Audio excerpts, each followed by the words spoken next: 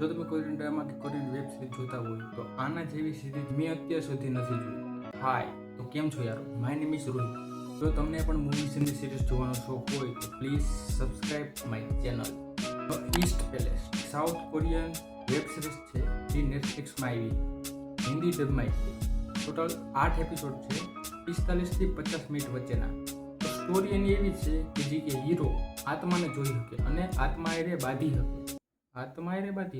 એક રાજા હોય, એના છોકરાને બધાને એને એક એક કરીને મરતા જ જતા હોય, અને નદી તળાવ હોય છે ત્યાં એ આત્મા રહેતી હોય છે. જે રાજાના વંશ હોય, જે રાજાનું લોહી હોય, જે રાજાના બધા ફેમિલી હોય, એમાંથી એક એક કરી છોકરાને એ બધાને મારી નાખે ને, અને કોઈને પણ જીવતું ન રહેવા જોઈએ.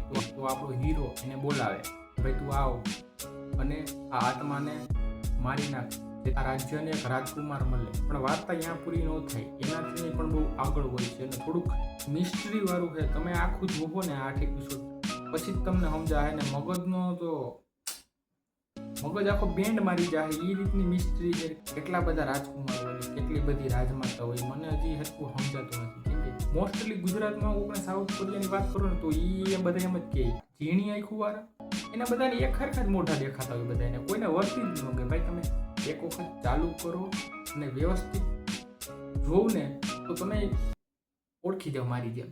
ત્રીજો એપિસોડ છે, મને યાદ નથી, પણ એમાં એક ફાઇટ કરવા જાય ને એ સીન, જે એક્શન સિક્વન્સ દેખાડે ને,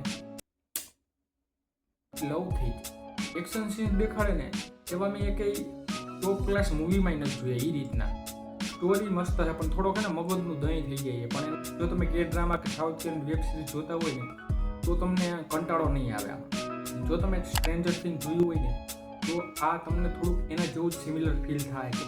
એમાં એક અલગ દુનિયા હોય છે, એ જ રીતના આમાં એવું જ કંઈક દેખાડે છે. જેમ આત્મા એટલે વાત કરવા જાય ને એક અલગ દુનિયામાં.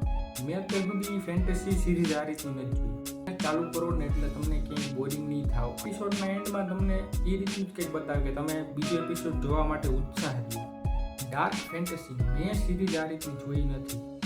જો તમને કોરિયન વેબ સિરીઝ જોવાનો શોખ હોય ને તો એક વખત તો આ જરૂર જુઓ, ઈસ્ટ પેલેસ.